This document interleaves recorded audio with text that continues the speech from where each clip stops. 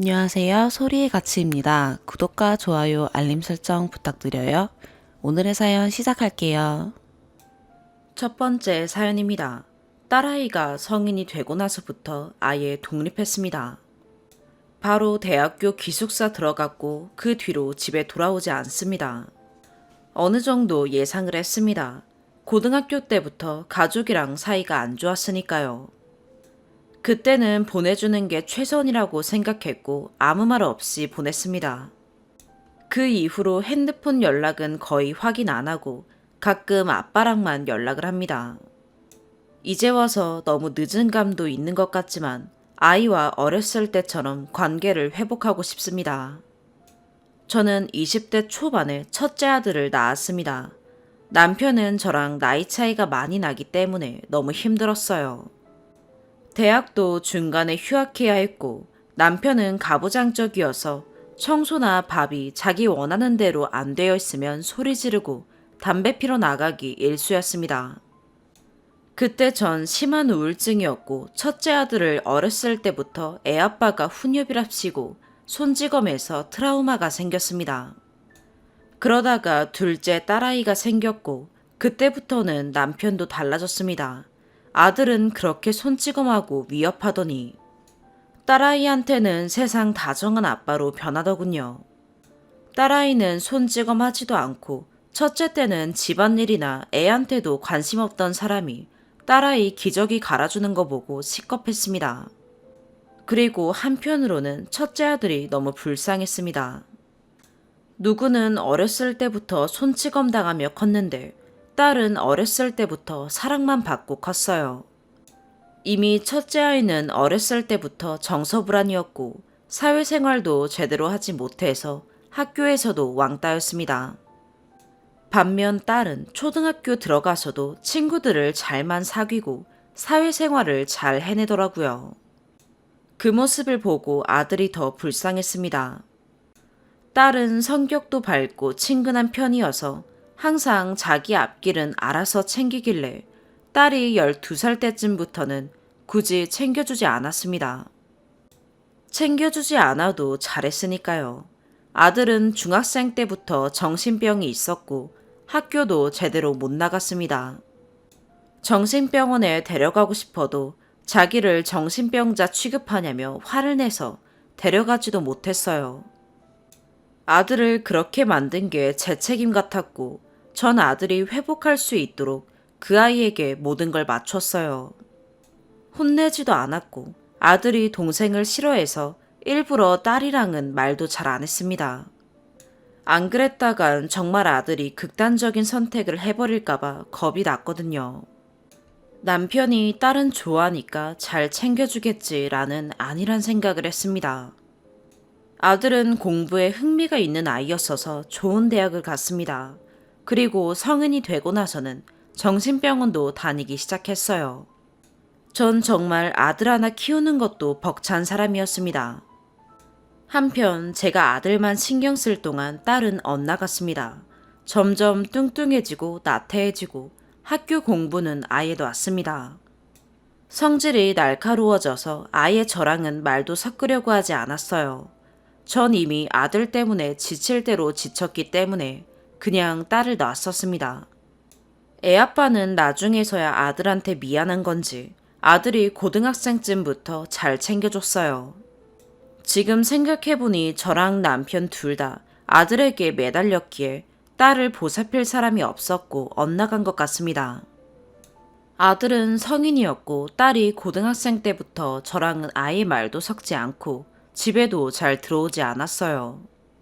고등학교 기숙사로 가버렸고 주말에도 오지 않았습니다. 애아빠한테 돈 달라고 부탁해서 주말마다 호텔에서 묵었고 집에 들어오는 건 1년에 손에 꼽을 정도입니다. 집에 와도 방문을 걸어 잠그고 나오지도 않고 말도 하지 않았어요. 밥도 먹지 않았고 뭘 하고 있는지도 몰랐어요. 그냥 내버려 두었고 몇 번 혼내기도 했습니다. 정말 잘못된 생각인 거 알지만 그때까지도 맞으면서 자란 것도 아니면서 왜 저렇게 엇나가나 그 생각밖에 안 들었어요.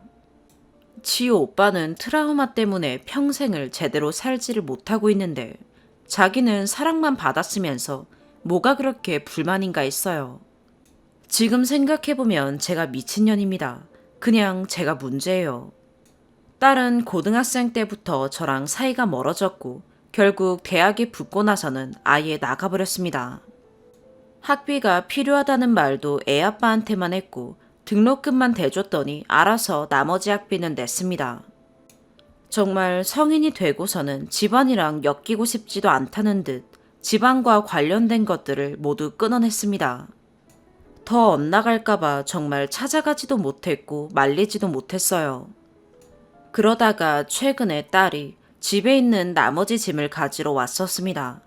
남편이랑 저는 그날 딸을 붙잡고 안 나가면 안 되겠냐, 도대체 왜 이러냐 말을 쏟아냈어요. 딸이 말을 안 하더니 나중에서야 하는 말이 오빠나 잘 키우라고 이제 아는 척하지 말고 살자 라는 거였어요. 제가 화가 나서 소리 지르면서 도대체 뭐가 문제냐고 수십 번을 물었습니다. 그제서야 하는 말이 내가 오빠한테 평생 손찌검 당하고 산 건 아냐. 오빠가 손찌검 한다고 말해도 너가 잘못한 거겠지 라면서 내가 오빠한테 사과하게 만든 건 기억하냐. 아무도 밥 안 해줘서 맨날 내 돈으로 사 먹은 건 아냐. 용돈도 다른 애들보다 현저히 적어서 맨날 애들 심부름해서 돈 번 건 아냐. 엄마가 옷 한 벌 안 사줘서 난 밖에 나갈 때도 교복만 입은 건 아냐. 정말 하나도 몰랐어요. 아들이 딸을 해한 건 알았는데 전 딸이 아들한테 무슨 행동을 해서 그런 건 줄 알았어요. 정말 하나도 몰랐던 것들 투성이었습니다. 앞으로 돈 달라는 소리도 안 하고 아는 척도 안 할 테니 그렇게 좋아하는 정신병자 아들이나 껴안고 살래요. 딸한테 듣고서야 알았고 이제 딸 마음이 돌아선 건 알지만 그래도 예전처럼 좋은 가족이 되고 싶습니다. 아들도 이제 그나마 괜찮아졌고 애 아빠도 정신 차렸는데 딸이 상처를 가지고 있을 줄 몰랐어요. 정말 눈물밖에 안 나옵니다. 단 한 번도 정상적인 가족이었던 적이 없어요. 이제 저도 너무 힘든데 딸까지 이러니까 미쳐버리겠어요. 제발 딸이랑 화해하고 싶습니다. 그때의 전 아들이 먼저였는데 이제야 그게 잘못되었다는 걸 알았어요. 제가 딸을 방치하면서 키운 것도 알았습니다. 그냥 너무 미안해서 미치겠어요. 그런 거 하나 신경 못 써서 애들 둘을 다 제대로 못 키웠다는 게 너무 죄책감이 듭니다. 어떻게 하면 딸과 관계를 회복할 수 있을까요? 정말 간절합니다. 두 번째 사연입니다. 이제 결혼 10여 년 차 된 두 아이를 키우는 워킹맘입니다. 아시는 분이 있을까봐 조금 수정하여 적습니다. 요새 걱정되는 부분이 바로 시가 때문입니다. 시가에는 홀아버지가 계십니다.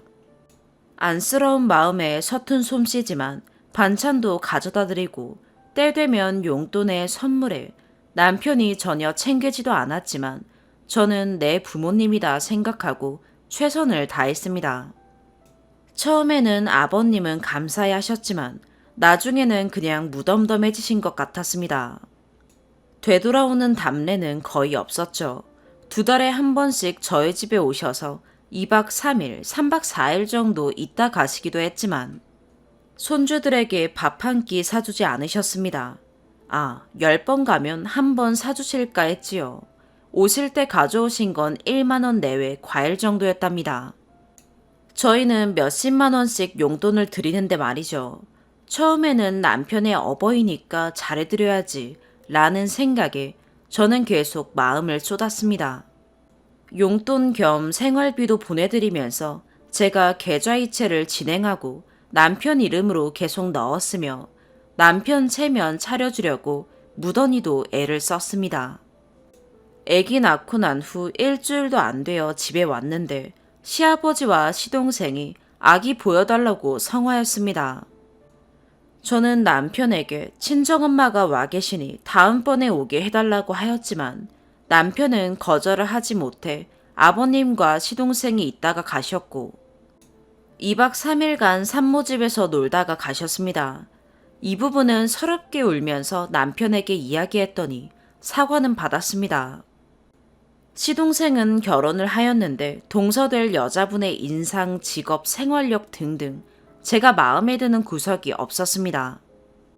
사실 도련님이 많이 아까웠었고 결혼하기 전 아기를 갖겠다는 이유로 전업주부를 하겠다고 하는 동서의 부족한 생활력과 돈도 이전에 많이 써서 돈도 못 모았고 음식 솜씨도 별로라고 했는데 가정주부를 잘할 수 있을지 걱정이 되었습니다. 시동생의 능력으로는 사실 아기가 태어나 새 가족이 되면 많이 어려워질 것이기 때문에 미리 일을 하지 않고 결혼한다는 이유로 눌러앉으니 참 안타까웠습니다. 그래서 남편에게 이야기를 해보니 남편은 네가 뭘 걱정하냐고 잘 모르면서 그렇게 말하지 말라고 하면서 기분만 나빠했습니다. 제가 그랬죠. 내가 형수가 아니라 여동생이었다면 이 결혼 반대했을 거라고 충분히 생각해보라고 했을 거라고 말이죠. 물론 시동생에게 대놓고 반대하진 않고 남편에게 이야기만 했으나 남편은 기분만 나빠했어요. 사실 전 감이 좋습니다. 몇 번 이야기해보고 경험해보면 감이 생기는데 좋은지 아닌지에 대한 감이 굉장히 좋아서 저도 몇 번이나 놀라고는 했습니다. 이건 사담이고요. 아무튼 남편은 시가에 안 좋은 이야기를 할 때마다 제 입을 닫기 바빴습니다. 빽 하며 소리를 지르고 말 못하게 하고 아버님에 대해서 이런저런 얘기를 하며 나 힘들어 부담돼. 우리 집에 오래 계시면 부담된다는 뜻을 말하면 그저 제 입 닫기 바빴습니다. 중간 역할은 하나도 없이 남편은 그저 좋은 아들 흉내만 냈지요. 최근에 터진 것은 바로 예단이었습니다. 아버님께 전화가 왔지요. 예단을 저희에게도 보내셨다고 하시면서요. 남편에게 너 양복이나 하나 맞추라고 하시더라고요. 그래서 내 거는? 이라고 남편에게 말하니까 남편이 당황해 하면서 그러게 너 거 얘기 안 하셨네. 어떡하지? 이렇게 말을 얼버무리더군요. 내가 그렇게 많이 노력한 게 결국 난 남이었구나 싶어서 화가 폭발했습니다. 아버님은 어떻게 그러실 수 있냐? 나는 식구 아니냐? 내가 얼마나 시가에 잘하려고 했는데. 예단 주시면서 나는 안 챙길 수 있냐? 식으로 화내니 남편은 결국 본인도 폭발하고 제 입을 닫았죠. 이 일을 계기로 남편은 제가 시가에 무슨 얘기만 하면 예민해져서 뭐라고 합니다. 제가 그랬습니다. 이제 시가일 안 묻겠다고 그치만 지원도 없는 거라고 말했습니다. 아버님께 남편이 그 후에 말했다고 합니다. 며느리도 챙겨줘야 하는 거 아닌지. 하지만 아버님의 대답이 가관이지요.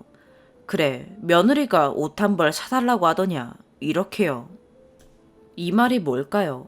결국 며느리는 줄 생각이 없었다는 뜻과 전 옷 한 벌 탐하는 괘씸한 며느리가 되었다는 거지요. 정말 줄 생각이 있었다면 그럼 며느리도 옷 한 벌 해야지. 너도 입고 며느리도 사라고 그래라. 이러셔야 했던 거 아니었나요? 전 깨달았습니다. 그동안 나는 밑빠진 독에 물을 붓고 내가 자발적으로 계속 콩깍지를 쓰고 다시 쓰며 시가를 좋은 시가라고 철석같이 믿고 살았구나 하고 말이죠. 그 다음부터는 이제 아무것도 안 하려고 합니다. 이번에 시가에 갔어요. 추석이라고 전 몇 가지 해서 갔습니다. 추석에 가는 거 거리두기로 인해 미리 갔습니다. 아버님이 2번이나 그러시더군요. 너희 집에서 추석 맞이해도 되냐고 말이죠. 전 아무 말도 안 했습니다. 남편은 돌아가는 길에 넌지시 말하더군요. 이번 주에 토요일에 우리 집에 동생네 오면 어떻겠냐고요. 제가 그랬습니다. 오기만 해봐라. 나는 그 자리에 없을 거다. 손님 대접 잘해라. 우리 집이 왜 큰 집이어야 하냐. 내가 받은 게 뭐가 있다고? 그랬더니 또 시끄럽다고 조용히 하라고 합니다. 그래서 서로 냉전 상태로 집에 갔습니다. 전 이제 아무것도 안 하고 싶습니다. 이런 그지 같은 집구석, 해주는 건 당연하게 여기고 며느리 대우도 안 하면서 받으려만 하는 집구석, 이젠 싫습니다. 싫은 사람이라면 끊어버리면 그만인데 남편의 가족이니 너무 화딱지나고 싫고 밉습니다. 대우도 없는데 왜 전 도리만 해야 하나요? 세상엔 당연한 것은 없잖아요. 감사히 할 줄 모르고 답례도 할 줄 모르고 받기만 하는 집구석. 제가 잘해줄 필요가 있는 건가요? 저는 너무 화가 납니다. 이 문제로 남편과 계속 싸우는 것도 화가 나요. 어떻게 해야 할까요? 아는 언니에게 물어보면 네가 열쇠를 가지고 있는 거니 네 하고 싶은 대로 해라 라고 합니다. 하지만 남편은 제가 그렇게 해버리니 계속 냉전으로 하려고 하고 당연한 것을 회수해버리니 아뜨거 하나 봅니다. 세 번째 사연입니다. 가스라이팅 당하며 지냈던 지나간 연애 얘기를 해보려 합니다. 저의 경우는 전 연애에서 당한 가스라이팅을 통해서 제 자신이 너무 한창고 한심하고 나는 왜 살지? 라는 생각이 들어 극단적인 생각을 했을 정도로 가스라이팅을 심하게 당했습니다. 연애 전부터 전 남친이 거의 3개월 넘게 구애를 했습니다. 저는 사귈 마음이 없다를 계속 어필했고 그냥 만나서 밥 먹고 같이 놀러 다니지만 사귀고 싶진 않다라고 했습니다. 그대로 관계가 좀 오래 유지되면서 그냥 사귀는 사이라고 하자 하면서 연애한 케이스입니다. 원래 3개월을 그만큼 따라다니면서 저에게 연애한 이후에는 보상 심리가 분명히 존재할 것이라는 걸 염두에 두고 있었고 사귀게 된 이후로 제가 어느 정도는 양보하고 배려해줘야 한다는 생각으로 참으면서 연애를 했습니다. 그게 빨리 끊어내지 못한 평생의 후회로 남을 줄은 몰랐네요. 일단 저는 늘 상황에 따라서 생각이 바뀔 수 있다는 전제로 살아왔던 사람입니다. 그런데 전 남친은 그런 저를 보고 늘 앞뒤가 다른 사람, 말을 바꾸는 사람이라고 칭하며 본인의 생각을 강요했습니다. 제가 예상하지 못한 상황이 발생해도 무조건 제 잘못이라고 말했습니다. 연애 초에 남자 관계를 오픈하고 오해가 없게 하고 싶어서 아는 오빠가 있고 친오빠처럼 지내고 있으며 한 일주일에 한 번쯤 연락하는 사이다 라고 알려줬는데 그 오빠가 웬일로 4일 정도 만에 답장이 왔습니다. 제 폰에 온 카톡을 봤나 봅니다. 갑자기 연인이 예전에 한 말이 지금 현재에 와서는 거짓말이 되면 어떻게 할 거냐 라고 물어보기에 솔직한 감정을 이야기하고 해결할 것 같다 라고 말하자 일주일에 한 번 연락하는 사이라고 해놓고 4일 만에 연락을 한 사이니 너는 나에게 거짓말을 한 것이다. 너는 우리 사이의 신뢰를 깨트린 존재다 라고 말했습니다. 오히려 일주일에 한 번 연락을 주고받는 걸 약속한 사람들이 더 이상한 관계 아닌가요? 그런데도 전 남친은 그걸로 트집을 잡아서 늘 저에게 너와 나 사이의 신뢰를 깨트린 첫 번째는 원인이 너다. 우리 사이에 문제가 생기면 그건 네 탓이다. 라는 걸 강조했습니다. 이때까지만 해도 제 멘탈은 괜찮았기에 제가 그냥 유하게 넘어가야 하는 부분이라고 생각하고 질투가 심한 스타일이구나 싶어서 사과하고 넘어갔습니다. 그런 몇 차례의 당황스러운 상황이 반복되었고 그 와중에 제가 대학교 편입을 다른 지역으로 가게 됐는데 우연찮게 간 곳이 전 남친의 고향이었습니다. 저는 자취를 시작했고 전 남친은 본가로 들어갔습니다. 이 상황에 남자친구도 없으면 허하겠다라는 마음으로 지냈습니다. 어느 순간부터 계속 제 집에 왔고 나중엔 저랑 상의를 해서 같이 산 게 아니라 그냥 짐 싸들고 들어왔습니다. 차후에 제가 다시 집으로 보내면서 나는 처음부터 너한테 같이 살자고 한 적 없었고 같이 살 생각도 없었다 라고 말하자 네가 외롭다고 해서 내가 짐 싸들고 집에서 나온 거였는데 이제 와서 내가 멋대로 한 거라고? 라는 식으로 말했습니다.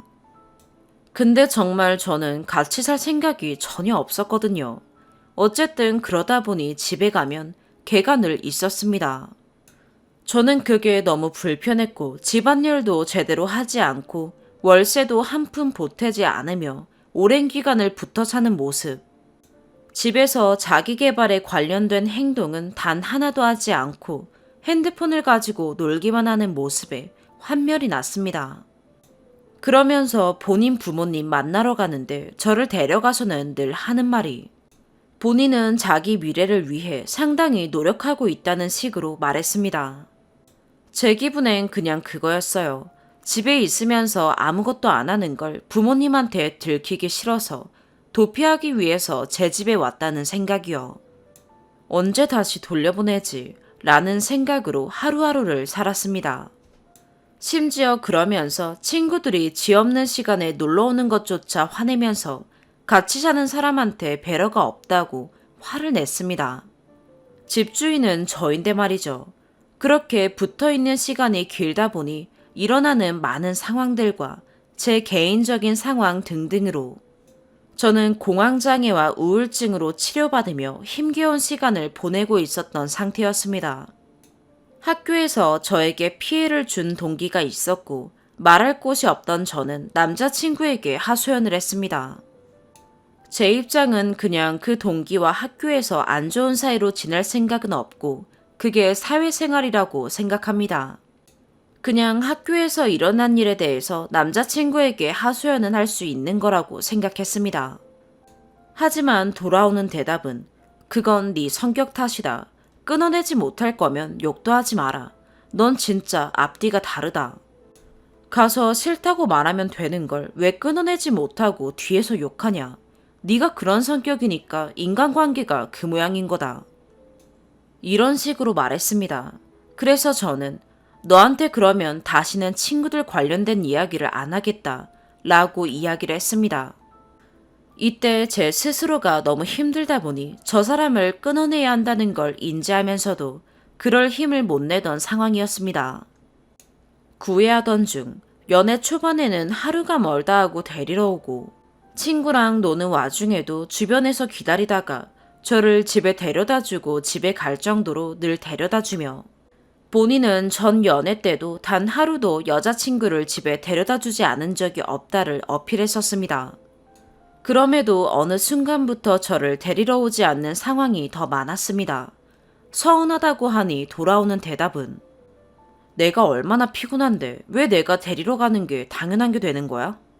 고마운 일이지 당연한 일이 아닌 건데 넌 고마울 줄 모르는구나 라는 식으로 나왔습니다. 데리러 오는 것도 제가 마치고 걔를 기다리거나 매일 늦게 출발해서 제가 절반 이상 걸어 나오면 그쯤 걸어오고 있거나 그랬습니다. 그러던 어느 날 제가 카페 아르바이트를 매일 하고 있었는데 그날 제가 좀 많이 아팠습니다. 걔가 일 끝나고 집 들어가는 시간에 저는 학교 끝나고 집 와서 집 청소하고 잠깐 쉬다가 알바를 갔습니다. 약 사다 줄까? 라고 하길래 그래주면 고맙다고 하고 알바를 갔는데 제가 일하면서 상태가 너무 안 좋아진 겁니다. 밤 9시쯤 마치기 1시간쯤 전에 미안한데 나 오늘 데리러 오는 거 좀 빨리 와서 약 좀 줄 수 있겠냐? 라고 물어봤습니다. 본인이 집 들어가면서 약 사다 줄까? 라고 해놓고 이제 와서 약 사는 걸 깜빡했다고 합니다. 이번엔 저도 섭섭함을 표현할 상황이라고 생각했고 심지어 그 상황에서도 늦게 왔습니다. 아파서 표정 움직일 겨를도 없었고 굳은 표정으로 있다가 서운하다고 이야기를 했더니 화를 내네요. 내가 네 아프다길래 약 사는 거 깜빡해서 9시에 나와서 약국연대 있나 싶어서 뛰어다니면서 찾다가 결국 없어서 편의점도 찾아다니다가 왔는데 네가 섭섭하다고? 내가 고생한 건 네가 아프다고 아무것도 아닌 게 되는 거냐? 라고 말하는 겁니다. 그래서 제가 같이 걸어가다가 나 아픈데 라고 말하자마자 잡고 있던 손 거세게 뿌리치면서 빡쳐서 혼자 걸어가네요. 몸이 아파서 힘이 없어서 뿌리치는 힘에 바닥으로 넘어졌지만 안 일으켜주고 그냥 갔습니다. 그럼에도 제가 사과했습니다. 그때 저는 아무런 불화도 일어나지 않았으면 좋겠고 싸운다, 화가 난다 라는 감정을 느끼는 게 너무 고통스러웠기에 그냥 사과했고 그렇게 넘겼습니다. 나중 되어서 한 말은 네가 화나게 해서 이런 일이 일어난 거다 라고 이야기했습니다. 또 어느 날은 둘 다 아는 지인이랑 어디 갈 곳이 생겨서 나가는 길에 제가 길고양이들 습식 파우치 주려고 플라스틱에 비닐을 깔고 있었습니다. 그랬더니 뚜껑에 주면 되지 왜 거기다 주냐 해서 난 여기다가 주려고 했는데 라고 말하고 나갈 때 그걸 들고 나가고 있었습니다. 근데 갑자기 저한테 왜 물은 안 들고 가냐고 합니다. 저는 물을 줄 생각이 없었기 때문에 난 물 줄 생각이 없는데 라고 하자 네가 나한테 물 준다고 해놓고 왜 그렇게 말하냐 라고 합니다. 전 진짜 모든 걸 다 걸고 말을 한 적이 없습니다. 그래서 나 진짜 말한 적이 없다고 하니까 우울증약 먹어서 기억력 떨어진 건 알겠는데 너 이거 심각하다고. 기억을 왜 이렇게 못해? 이것도 병원 가봐야 하는 거 아니야? 내가 네가 하지도 않은 말을 했다고 한다는 거야? 나 진짜 화나려고 한다. 이렇게 말하는 겁니다. 밑에 아는 지인이 기다리고 있고 해서 그냥 알겠다. 내가 말을 해놓고 기억을 못했나 보네. 하고 넘어갔던 적이 있습니다. 어찌저찌 해서 이야기를 해서 걔를 걔네 집으로 다시 보냈습니다. 웃긴 게 엄마 아빠한테는 맨날 저를 데리러 온다고 말하는 걸 봤고 걔네 부모님은 진짜 괜찮은 분이셔서 아버지가 늘 데리러 오고 데리러 가고를 해야 한다고 매번 강조하셨습니다. 그래서인지 지집 가니까 저희 집에 눌러붙어 있을 때보다 훨씬 더 자주 데려다 주고 갔습니다. 그때 제가 대학교에서 친구들을 사귀었고 친구들과 드라이브를 갈 계획을 잡은 전날이었습니다. 드라이브만 하고 올 계획이라서 간식을 사서 가자고 이야기가 나왔습니다. 코로나 시기여서 최대한 차 밖을 나서지 말자는 계획이었습니다. 저는 빵 담당이어서 걔가 집에 데려다 주는 길에 제가 잠시 빵집에 같이 들려야 한다고 말했습니다. 저는 집에서 핸드드립을 내려 마시는데 갑자기 핸드드립을 내려서 가져가라고 하는 겁니다. 친구들이 좋아할 거라며 그렇게 말했지만 같이 가는 친구들 중에 확실한 건 커피 좋아하는 사람이 저뿐이었습니다. 그래서 그냥 싫어. 집에 들고 갈 통도 없고 라고 하니 가는 길에 다이소에 들러 통을 사서 가져가면 되겠네 라고 하는 겁니다. 그래서 빵 살 돈밖에 없어 라고 했는데 그때부터 억지를 부리며 사가라고 하네요.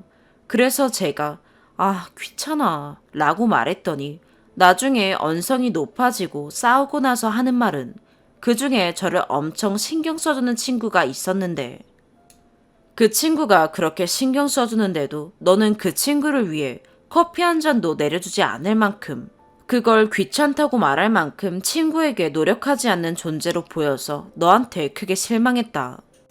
이런 생각을 가진 너랑 못 사귀겠다. 그만하자. 라고 하는 겁니다. 근데 그때쯤에 저는 아무리 생각해도 이 연애는 잘못된 거다 라는 생각이 들었고 주변에서 챙겨주는 친구들 덕분에 정서적 안정이 조금씩 생기던 중이어서 그래 헤어지자 너네 집 가라 라고 했습니다. 그러자 갑자기 제가 키우고 있는 고양이들을 들먹이며 그러면 고양이들은 다 본인이 데려가겠다고 억지를 부리는 겁니다. 애초에 잠시 그 친구가 키웠던 건 맞지만 제가 자취 후에 데려갈 테니 그때까지만 맡아달라고 해서 키우게 된 애기 한 마리. 한 마리는 첫째의 분리불안으로 데려왔지만 그에 상응하는 값을 저는 다른 쪽으로 제공했습니다. 그때 느낌은 얘랑은 만난 상태에서 헤어지자고 하면 안 되겠다. 나는 내 자식인 고양이들을 지켜야 한다.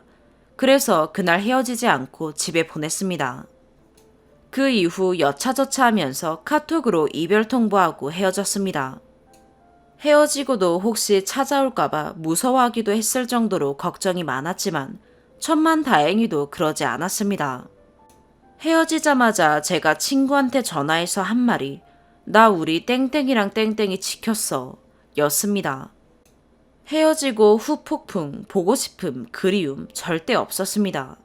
진짜 헤어진 이후에 홀가분한 마음과 자유로움, 그리고 내 정신을 피폐하게 했던 존재가 사라진 이후 우울증이 치료되면서 몇 년 동안 느끼지 못한 살고 싶다 라는 마음에 정말 노력하고 살았고 지금은 공황장애도 우울증도 많이 호전되어 행복한 삶을 살고 있습니다. 가스라이팅은 정말 우습게 봐서는 안 되는 거라고 생각합니다. 아직도 그 당시에 그냥 이 상황을 회피하고 싶다라는 마음과 그래, 내가 이상한 사람인가 보다 라고 생각했던 그때가 이해가 안 될 정도로 저 스스로에 대한 믿음이 다 사라진 상태가 얼마나 위험한지를 깨달았습니다. 저 같은 경우는 이랬지만 사실 여기에 다 담지 못하는 상황들도 엄청 많았습니다. 가스라이팅은 어느 상황이라도 발생할 수 있고 스스로 그걸 잘못된 것이라고 생각하고 나 스스로에게 확신을 가져야 합니다. 그렇지 않으면 정말 저처럼 안 좋은 상황까지 생각하는 사람도 있을 것 같습니다. 다들 혹시나 주변에서 이런 식으로 말하는 사람이 있으면 최대한 멀리 도망치시길 바랍니다. 네 번째 사연입니다. 먼저 주제에 맞지 않는 글이라 죄송합니다. 하지만 상황이 너무 억울하고 힘들어서 최대한 많은 분들께 알리고 싶어 부득이하게 글을 작성하게 되었습니다. 꼭 한 번씩 읽어봐 주시기 바랍니다. 저는 20대 중반 대학생입니다. 2주 전 멀쩡히 살고 있는 자취방으로 협조문 한 장이 날아왔습니다. 9월 10일에 당장 방을 빼라고요. 지금 살고 있는 집을 불법 점유하고 있는 것이니 이번 주 안에 집에서 나가지 않으면 명도 소송을 걸겠다는 내용이었습니다. 놀란 마음에 집주인에게 연락을 해보았으나 고작 통지서 한 장에 벌벌 떨지 말라는 답변만 돌아올 뿐이었습니다. 너무 놀라 변호사들에게 문의를 해보니 애초에 제가 했던 계약 자체가 성립할 수 없는 계약이라 불법 점유 중인 것이 맞다고 하더라고요. 이 건물은 신탁회사 소유의 건물이었습니다. 원칙상 신탁회사의 동의 없이 임대차 계약을 진행해서는 안 되는 것인데 공인중개사와 집주인이 그 사실을 속이고 임대차 계약을 진행한 것입니다. 저는 전문가라는 공인중개사의 말만 믿고 속아서 계약을 하게 된 것입니다. 그러니 결국 제 계약서는 아무런 효력이 없는 그냥 종이 쪼가리가 되어버린 것이죠. 전입신고를 하고 확정일자를 받으면 세입자로서의 권리를 행사할 수 있다고 그렇게 알고 있었습니다. 하지만 그것은 계약이 온전했을 때의 말이고 계약할 때부터 속은 사람들은 전혀 그 권리를 행사할 수 없다고 합니다. 동사무소에서 멀쩡하게 전입신고를 하고 확정일자까지 받았지만 이제 와서 아무런 소용이 없다는 말만 돌아오니 정말 참담하고 어찌할 바를 모르겠습니다. 정말 막막했습니다. 우선 수익권자인 은행에서 보낸 협조문은 당장 며칠 뒤에 방을 빼라고 하고 집주인과 공인중개사는 모든 책임을 회피하고 자신들의 잘못은 전혀 없다고 주장했습니다. 저는 수천만 원의 보증금을 돌려받지도 못한 채 그대로 내쫓기게 되었습니다. 아직 학생인 저와 동생이 아르바이트를 하고 용돈을 모아 겨우 마련한 돈에 부모님의 돈을 보태 정말 힘들게 마련한 보증금이었습니다. 그걸 다 잃었다는 생각에 앞길이 너무 막막했습니다. 사건이 일어난 첫날엔 너무 살기 싫어져서 술만 마시고 겨우 잠들었습니다. 밥은 넘어가지 않고 술을 마시지 않으면 잠에 들지 못해서 빈속에 술만 마시고 겨우 눈을 붙이며 며칠을 보냈습니다. 그러던 중 어느 날 밤에 바깥에서 들리는 요란스러운 소리에 나가봤더니 집주인이 있었습니다. 어떤 남성분이랑 큰 소리를 내며 싸우고 있더라고요. 이후 설명을 들어보니 그분은 집주인이 가지고 있는 다른 건물의 세입자인데 3년 동안 4천만 원의 보증금을 돌려받지 못해 여전히 집주인을 따라다니며 돈을 돌려달라고 얘기하고 있는 중이라고 했습니다. 어떤 달은 30만 원, 어떤 달은 10만 원, 그러다가 최근에는 5만 원씩 돈을 갚았다고 했습니다. 그 말을 들으니 너무 착잡했습니다. 저는 그것에 2배가 넘는 돈을 받아야 하는 상황인데 3년에 걸쳐 달에 몇만 원씩 겨우 3천만 원을 돌려받았다는 사실에 좌절했습니다. 그 소란에 밖으로 나온 다른 세입자들과 그제야 만나 이야기를 나눴습니다. 얘기를 해보니 상황이 더 좋지 않더라고요. 이 건물에 총 27세대가 살고 있는데 경매에 넘어간 집을 빼고 신탁 사기를 당한 사람들만 모아도 피해 금액이 20억이 넘었습니다. 게다가 경매에 넘어간 집들은 그나마 계약이 멀쩡해서 우선순위가 몇 번이든 조금이나마 지분을 받을 권한이 있는데 저희는 계약 자체에 문제가 있어서 정말 이 집에 대해 아무런 권리도 주장할 수 없는 상황이었습니다. 세입자 대부분이 20대, 30대의 학생이나 사회 초년생들이었습니다. 이제 막 결혼을 앞둔 예비 신혼부부도 있었습니다. 대부분 고향이 지방이라 그 보증금을 돌려받지 못하면 정말 말 그대로 길바닥에서 출근하고 학교에 다녀야 하는 게 현실이었습니다. 한 시간에 수십만 원의 비용을 내며 변호사들을 찾아다니고 상담했지만 상황은 암담했습니다. 고소를 해서 이긴다고 해도 집주인이 돈을 빼돌리고 없다고 하면 받을 방법이 없다네요. 공인중개사 상대로 손해배상을 청구해도 지금까지 사례들을 보면 공인중개사들은 쉽게 책임을 피할 수 있다고 합니다. 최대한 많이 배상받아봐야 피해 금액의 50%, 그마저도 소송을 진행해서 판결을 받아야 가능하고 그 돈조차 다른 피해자들과 1억이라는 금액 한도 내에서 나눠 가져야 하는 말도 안 되는 상황입니다. 하지만 방법이 없었기에 저희는 할 수 있는 최선을 다해 상황을 모면해보려 애쓰고 있습니다.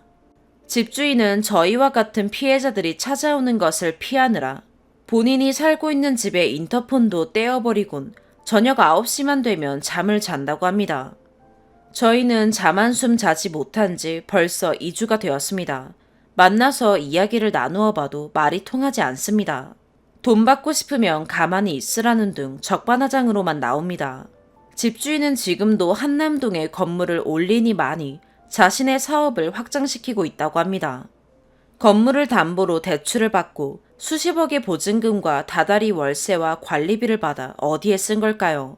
당장 저희가 지내고 있는 건물은 전기세 100만 원을 체납해서 공영전기가 끊길 거라는 고지서가 날아온 상태입니다. 집주인 부부는 자식벌 되는 사람들의 피 같은 돈으로 자신들의 부를 축적하고 자기 자식들을 잘 키우고 있습니다. 제 자식들 좋은 옷 입고 좋은 거 먹어가며 발 뻗고 잘 때 남의 집 새끼들은 밥 한 끼 못 먹고 잠 한숨 못 자고 매일매일 어쩔 수 없이 산다는 걸 아마 평생 모르겠죠. 가진 거 없지만 저도 다른 세입자들도 각자의 부모님들에겐 누구보다 소중한 자식들입니다. 사건이 터지고 한달음에 서울로 달려오신 어머니들도 계시고요. 멀리 떨어져 있는 자식 걱정에 잠 한숨 못 주무시고 계신다는 걸 알아서 부모님과 통화할 때마다 애써 괜찮은 척 하는 것도 너무 힘드네요. 밥 먹었다, 나는 괜찮다 라는 말로 멀리 떨어져 있는 서로를 달래면서 그렇게 하루하루 버티고 있습니다. 사실은 하나도 괜찮지 않습니다. 부모님도 마찬가지겠죠. 너무 힘들고 지치고 겁나고 두렵습니다. 그래도 부모님께 걱정 끼치고 싶지 않아 괜찮은 척 하면서 지낼 뿐입니다. 언제 내쫓길지 모른다는 불안감에 매일매일을 떨고 있습니다. 바깥에서 기척만 들려도 심장이 내려앉습니다. 무섭고 불안해서 잠을 잘 수가 없습니다. 당장이라도 누가 쳐들어와 저희를 쫓아낼 것만 같습니다. 갈 곳도 없고 받아야 할 돈은 받지도 못하고 누군가 쳐들어와 짐을 빼고 쫓아내고 불법 행위를 하고 있다며 법으로 압박하고 저희는 어떻게 해야 할까요? 모두가 당당하고 떳떳하다고 합니다. 모든 잘못은 저희가 했다고 합니다. 그 책임은 저희의 몫이라고 합니다. 다들 아무렇지 않게 살아가고 법대로 하라고 하는데 저희는 기댈 수 있는 법조차도 없습니다. 명백하게 잘못된 계약을 진행한 집주인과 공인중개사도 해서는 안 될 임대차를 진행했다는 사실을 알고 있으면서도 묵인하고 자신들의 이익을 취하다가 문제가 생기니 세입자에게 책임을 돌리고 내쫓으려는 은행도 전부 단당한 태도입니다. 정말 이 사건의 책임은 오로지 저희에게 있는 걸까요? 열심히 떳떳하게 번 돈으로 정당한 대가를 지불했음에도 한순간에 남의 건물을 불법으로 점유하고 있는 사람이 되었습니다. 명백한 가해자와 피해자가 존재하고 뚜렷한 피해 금액이 있음에도 방법이 없습니다. 누구도 책임지지 않고 가진 것 없는 저희를 압박하기만 할 뿐입니다. 갈수록 벼랑 끝으로 내몰리는 기분입니다. 살아있는 게 정말 힘듭니다. 이 건물의 우선 수익권자인 은행에서 저희에게 명도 소송을 거는 데까지 시간이 있어 그나마 한 달은 이 집에서 버티고 지낼 수 있습니다. 하지만 당장 다음 달에 대부업체에서 쳐들어올지도 모르고 명도 소송에 걸려 수백만 원의 비용을 부담해야 할지도 모릅니다. 그럴 확률이 높고요. 그나마 저희가 할 수 있는 일은 이 사건을 세상에 더 알려보는 것입니다. 어떻게든 살아날 구멍이라도 찾아보려고요. 조금이라도 이 집에서 버틸 수 있는 힘을 얻어보려고요. 물론 그 역시 마음처럼 되지는 않습니다. 원래 사기는 당한 사람이 바보가 되는 세상이더라고요. 멍청하게 믿었던 것이 잘못이겠지요. 하지만 그 대가가 너무 큰 거 아닐까요? 최근 들어 더 많은 신탁 부동산 사기가 발생한다고 합니다. 지금의 20, 30대가 오직 자신의 힘으로 서울에서 집을 구하는 건 사실상 불가능에 가깝습니다. 그러니 저는 앞으로도 계속 전세 월세 집을 구하며 살아야겠죠. 하지만 매번 이런 위험 속에서 도대체 어떻게 또 집을 알아보고 계약서에 도장을 찍을 수가 있을까요? 계약은 허술하고 피해를 구제받을 방법은 없고 책임을 져야 할 공인중개사와 집주인은 법망을 너무도 쉽게 빠져나갑니다. 이런 사기는 계속해서 일어나고 피해자는 끊임없이 생기는데 개선되는 것이 없습니다. 정말 누군가 목숨을 끊어 이런 문제가 바뀐다면 목숨이라도 끊고 싶은 심정입니다. 이 문제에 관심을 가져주세요. 세상이 법이 바뀌어야 한다는 목소리에 힘을 실어주시기를 간곡히 부탁드립니다. 긴 글 읽어주셔서 진심으로 감사드립니다. 오늘의 사연 여기까지입니다. 구독과 좋아요, 알림 설정 부탁드려요. 시청해주셔서 감사합니다.